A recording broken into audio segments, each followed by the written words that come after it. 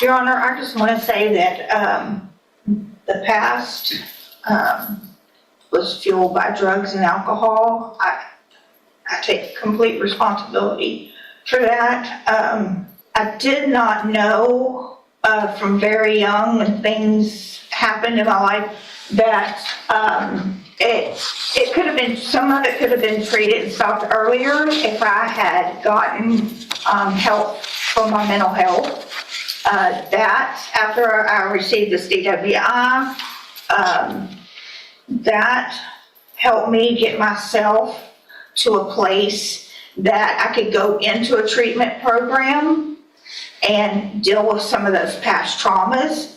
In the past, I didn't. I medicated and drank to just forget about the pain, just numb myself out. I didn't know how else to deal with that. And when I got on my mental health meds, and I have bipolar, I have PTSD, and my mind back then was very chaotic. And I just want to say, after I had my mental health meds, I was able to go through treatment at Santa Maria. Buckle up, guys. Today we are stepping into a courtroom moment that instantly pulls you in. Right from the start, she owns her past, drugs, alcohol, and untreated trauma, and that honesty hits hard. You can feel the weight of regret in every word as she connects her mental health struggles to the choices that brought her here. This isn't denial or excuses. It's raw accountability, and it sets a tone for a story that feels deeply human and emotionally charged. In Houston, and that place really saved my life. I did extensive 90-day treatment with trauma counselors. It was a trauma-informed community there. And also, when I completed that, I worked an outpatient program, but I still lived on their facility. I went to the sex trafficking and recovery program, and I was in that for about 8 months, where I got the state paid for the counseling for trauma still. And I just worked really hard in that. I got a job while I was in there. And then once that program was over, I moved to a sober living facility in Oxford House in Spring, and I worked there. All right, guys, now the story shifts from regret to redemption. She lays out the work she's done: rehab, trauma counseling, sober living, and it's detailed enough to feel real, not rehearsed. You can hear the effort behind every step she describes, from getting a job to staying committed to recovery. This part builds genuine hope, making you believe she's turned a corner.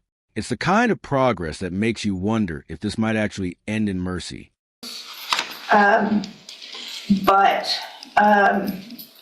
You know, the things that I had to deal with within myself from when I was a little girl, those are things that you don't go to prison, even in their programs there, that you don't talk about. It's just, you just don't. And I'm asking you, please do not send me back to prison. I want to move forward. I have moved forward in my life, and this year that I've been in jail has given me more time to think and know that I am definitely headed in the right direction. I have a sponsor. I attend AA at home. I had moved on with my life as far as I could with my sobriety. I mean, I knew this charge was out there. And I think I made some really good choices with my Mid-County AA friends. They've helped me a lot. And all right, guys, this is where the emotion peaks. Her voice carries urgency as she pleads not to be sent back, emphasizing how far she's come and how serious she is about staying on track. The mention of AA, a sponsor, and accountability reinforces that she's trying to rebuild her life the right way. At this moment, it feels like everything is aligning for a second chance, and you can sense the tension building toward the judge's response.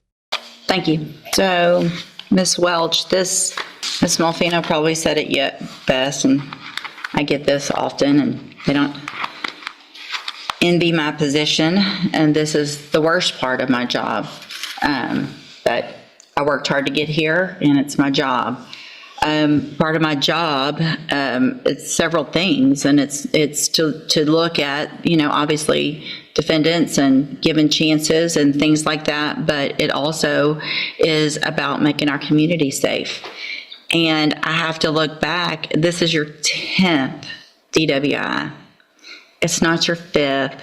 It's not your 8th. It's the 10th. And while I understand the trauma that you went through, that you've been to safe P 3 times, you've been given opportunities on probation where they were revoked. You've had opportunities while you were on parole to do what you have done now.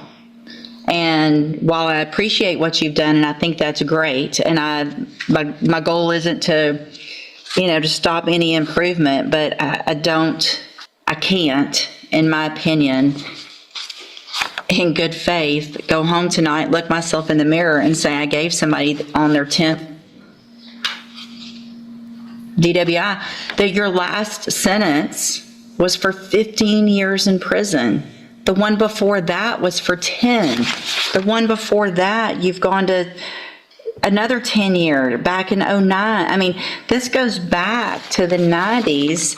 You got a 10-year sentence in 2011. While you're on parole for that one, you get another one, so they give you 15 years, and you get out and you're on parole and you do it again. The fact is, we're just lucky that you haven't killed someone in our community 9 times over, being given opportunities. I just can't do it. All right, guys, here comes a moment that flips everything. The judge acknowledges her effort, but then lays out the harsh truth. This isn't her first or second mistake. It's her 10th DWI. That single fact completely shifts the perspective, turning hope into disbelief. As the past sentences stack up, the reality becomes unavoidable, and the final 18-year sentence lands with full force. It's a brutal reminder that accountability doesn't disappear, no matter how late the change comes. If you found this breakdown powerful, make sure to like the video, subscribe to the channel, and we'll see you in the next video.